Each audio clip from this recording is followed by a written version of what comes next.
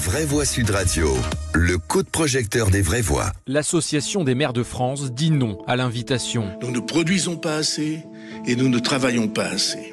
Nous dépensons trop par rapport à nos recettes. La réunion du comité d'alerte apparaît davantage comme une séquence de communication destinée à exposer les analyses du ministère de l'économie et des finances. C'est comme si chaque Français devait à sa banque près de 50 000 €. L'AMF alerte depuis longtemps sur la dérive des comptes publics. Elle a déjà formulé de nombreuses propositions pour changer radicalement d'approche.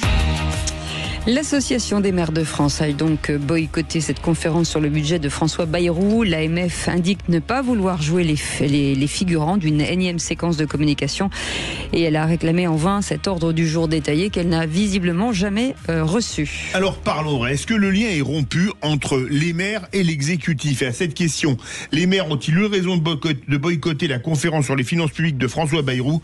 Vous dites oui à 95%, vous voulez réagir. Aude et les vraies voix attendent vos appels au 0826 300 300.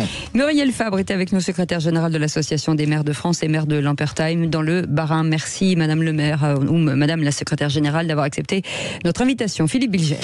D'abord, bonheur de revoir Madame la secrétaire générale. Ensuite, j'ai assisté à l'essentiel de la conférence de François Bayrou, oui. Et j'avoue que j'ai toujours eu un faible pour lui. J'ai beaucoup aimé les modalités elles-mêmes du débat et la manière dont il a impliqué les ministres qui étaient avec lui dans cette discussion.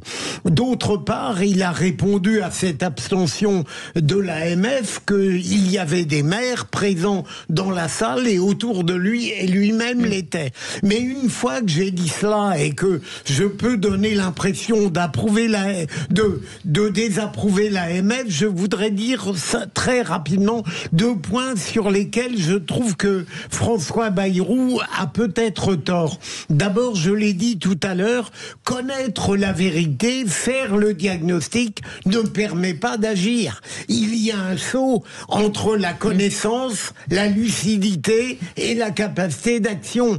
L'action, ça vient après. Et il faut l'avoir, l'énergie de l'action.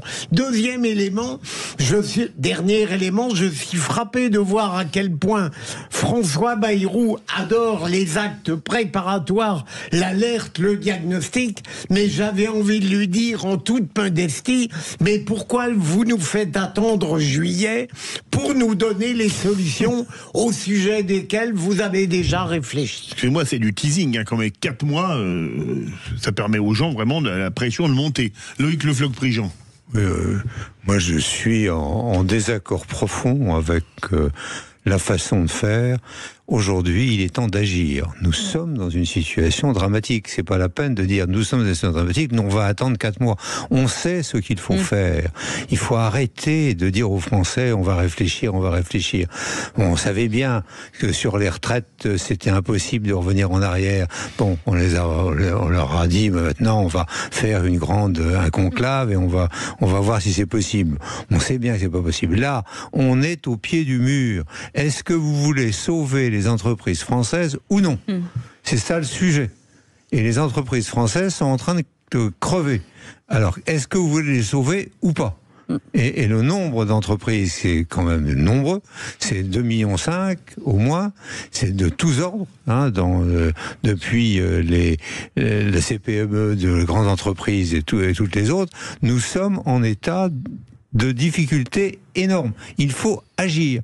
Et agir pour nous, c'est permettre d'avoir la possibilité de travailler. Et je répète, si jamais nous continuons à avoir ce nombre de personnes et cette bureaucratie qui nous empêche de travailler, nous avons des fers aux pieds. Nous ne pouvons rien faire. Et c'est ça qui est en train de se passer aujourd'hui. Jean de Rideau. Oui, alors moi j'aurais une question pour Madame la secrétaire générale, c'est de mieux comprendre en réalité la raison de ce boycott et de mieux comprendre quelle est la demande de cette association des maires de France au Premier ministre. C'est vrai que j'entends la question, est-ce qu'il y a une rupture entre l'exécutif et les maires de France? Et si c'était le cas, c'est vrai que pour un citoyen lambda, c'est quand même angoissant parce que l'exécutif l'exécutif, c'est hyper important, et le maire aussi, c'est quand même le premier élu que le fameux élu de proximité, précisément, 35 000 communes en France, et j'aimerais mieux comprendre qu'est-ce qui est reproché à l'exécutif, et peut-être même ce qui est demandé. Je sais que les collectivités territoriales ont de plus en plus de frais à assumer, et j'aimerais y voir plus clair. On va lui poser la question, Muriel Fabre, qui est avec nous, secrétaire générale de l'Association des maires de France et maire de Lampertheim dans le Bas-Rhin. Alors, quel est le problème aujourd'hui ? En fait, c'est pas une rupture, parce que l'Association des maires de France, elle a toujours été très claire à ce sujet. Elle souhaite toujours avoir un dialogue avec l'État qui soit permanent, mais qui soit franc et surtout qu'on soit écouté. Aujourd'hui, effectivement, les conditions dans lesquelles nous pouvions nous inscrire dans cette réunion n'étaient pas réunies. On souhaitait avoir un ordre du jour, on souhaitait pouvoir travailler concrètement aux propositions qui pouvaient émaner du gouvernement. On voulait avoir un état des lieux qui soit pertinent et précis, ce qui n'était pas tout à fait le cas non plus. Et on voulait une vraie concertation et ne pas être dans une espèce de grand-messe comme on en a pu en avoir depuis quelque temps. Et on a assisté à nombre de réunions depuis 2 ou 3 ans sur les finances locales. Et force est de constater qu'aujourd'hui, il n'y a toujours pas eu de résultats concrets, ou en tout cas pas d'évaluation des éléments qui ont été pris lors de ces réunions. Donc aujourd'hui, pour l'Association des maires de France, on souhaitait vraiment qu'on soit présent pour être utile en fait. Parce que lorsqu'on parle aujourd'hui de redressement des comptes publics de l'État, c'est vrai que le gouvernement a souvent fait preuve d'éléments très pertinents dans ce qu'il pouvait mettre en place, mais aussi d'éléments qui étaient, je dirais, des ponctions aujourd'hui sur les collectivités. On a eu pour 2025 près de 7 milliards d'efforts qui ont été demandés aux collectivités. On sait qu'il y a eu énormément de sollicitations de la part des collectivités pour diverses raisons, alors qu'on a toujours dit, qu'on a toujours rappelé que les collectivités n'étaient pas la cause aujourd'hui de la dette de l'État et des dépenses publiques.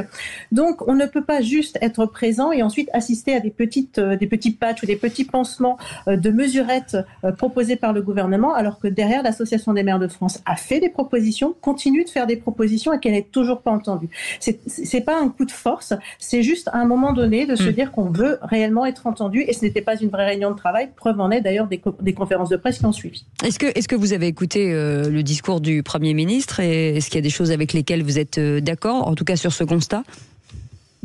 Sur le constat d'un point de vue général, bien évidemment, sur le fait qu'aujourd'hui, il ne faut pas redresser les comptes de l'État avec une augmentation de la fiscalité, bien évidemment, mais le point dur aujourd'hui, c'est bien la réduction des dépenses publiques, et la réduction des dépenses publiques ne doit pas forcément passer par une réduction drastique des dépenses publiques des collectivités. Je pense que c'est là aujourd'hui où l'équilibre ne se fait pas. On a besoin aujourd'hui, et on l'a dit, de moins de normes. L'excès de normes aujourd'hui nous étouffe et est extrêmement coûteuse. Le CNL l'a encore rappelé, les normes qui ont été produites en 2024, c'est 1,6 milliard de coûts pour les collectivités en plus. Donc il faut un véritable moratoire dans ce cadre-là, et on ne l'a pas suffisamment entendu, me semble-t-il, dans les propos du Premier ministre. Ensuite, là où il me semble, et je crois que c'est d'ailleurs la ministre de l'économie qui l'a rappelé, la question aujourd'hui des organismes qui sont coûteux, inutiles, là aussi c'est un vrai sujet. Et l'Association des maires de France est aussi en phase avec cette proposition. Mais par contre, la question aujourd'hui des ponctions ou de la recentralisation des finances des collectivités locales vers l'État, on a vu que ça ne sert à rien. On le voit typiquement, c'est-à-dire qu'aujourd'hui, nous, on continue à contribuer au redressement des comptes publics et le déficit de l'État continue de s'accélérer. Muriel Fabre, vous êtes élue à Lampertheim, donc dans le Grand Est, et ça rue dans les brancards, dans le Grand Est. Là, c'est pas les maires, c'est les présidents de conseils départementaux qui ne veulent pas que l'État leur impose de nouvelles dépenses sociales. Est-ce qu'il n'y a pas une bronca de nombre d'élus locaux aujourd'hui ? Je pense que la bronca, elle date pas d'aujourd'hui. Elle avait déjà commencé en 2023, elle avait continué en 2024, notamment lorsque les premiers prémices sur la loi de finances initiale faisaient montre d'une volonté en fait de récupérer de l'argent sur les collectivités. Et puis c'était toutes ces maladresses, vous savez, cette vision des collectivités qui sont assises sur un tas d'or, qui dépensent très mal, qui font trop de rebonds. Je caricature, mais on n'en est pas loin aujourd'hui. Alors qu'on le sait, la dette des collectivités n'a pas augmenté depuis 30 ans. Elles sont soumises à la règle d'or qui veut un équilibre entre leurs recettes et leurs dépenses. Il n'est absolument pas le cas de l'État. Elles ne peuvent s'endetter que pour l'investissement et non pas pour le fonctionnement, ce qui n'est pas le cas de l'État. Et en parallèle de ça, on nous demande de réduire nos dépenses. et l'État continue de nous faire en sorte qu'elles augmentent. Un sujet qui a été, je dirais aussi un sujet d'injustice profond pour les maires, c'est la question de la CNRACL, la cotisation retraite pour nos agents, qui se voit augmenter de 3 points cette année jusqu'à une trajectoire de près de 12 points, qui est une décision totalement inique et qui ne sert aujourd'hui qu'à alimenter un puissant fonds. Donc on continue en fait à vouloir faire en sorte que les collectivités participent à ce redressement, ce qu'elles veulent bien faire, mais dans une vision très avec un modèle totalement différent, c'est-à-dire avoir une revue des dépenses et une revue des recettes, et savoir si effectivement aujourd'hui la totalité des contributions des collectivités territoriales sert à quelque chose. Et ça, on n'en a pas la moindre preuve à ce moment-là. Merci beaucoup Muriel Fabre d'avoir accepté cette invitation à secrétaire général de l'Association des maires de France et maire de Lampertheim dans le Bas-Rhin. Merci beaucoup. Merci Philippe Bilger, merci. Jean Dorido, merci beaucoup Loïc Le Floch-Préjean. Vous restez avec nous dans un instant, on va parler d'emploi avec les emplois saisonniers et mes invités dans quelques instants. Et vous retrouvez Philippe David à partir de 20h pour le football. Ah oui, et puis là, ce sera très chaud. 1 heure du coup d'envoi de Aston Villa Paris Saint-Germain. Qui c'est qui va gagner? Le PSG. Bien sûr, à tout de suite.